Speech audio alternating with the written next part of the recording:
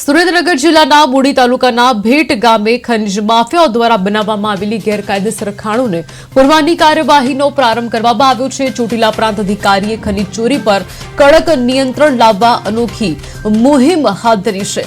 જે જગ્યાએ ગેરકાયદેસર કાબુસેલની ખાણો ઝડપાય તેને તરત જ બુરી નાખવાના આદેશ આપવામાં આવ્યા છે। ખનિજ ચોરી રોકવા માટે આ વધુ એક નવતર પ્રયોગ માનવામાં આવી રહ્યો છે। પ્રથમ તબક્કામાં કુલ 16 જેટલી ગેરકાયદેસર ખાણોને પૂરવાની કામગીરી શરૂ કરવામાં આવી છે। લગભગ 18 મહિના પહેલા તંત્ર દ્વારા કરોડો રૂપિયા ખર્ચીને આ ખાણોને બુરી નાખવામાં આવી હતી, પરંતુ ખનિજ માફિયાઓ ફરી સક્રિય બનતા તેમણે નવી રીતે ખાણો ખુલ્લી કરી ગેરકાયદેસર ખોદકામ શરૂ કર્યું હતું। તંત્રની કામગીરીને નાબૂદ કરવા ખનિજ માફિયાઓ સતત પ્રયત્નશીલ રહેતા હોવા છતાં આ નવી કાર્યવાહીથી ખનિજ ચોરી પર અસરકારક નિયંત્રણ મળે તેવી આશા વ્યક્ત થઈ રહી છે।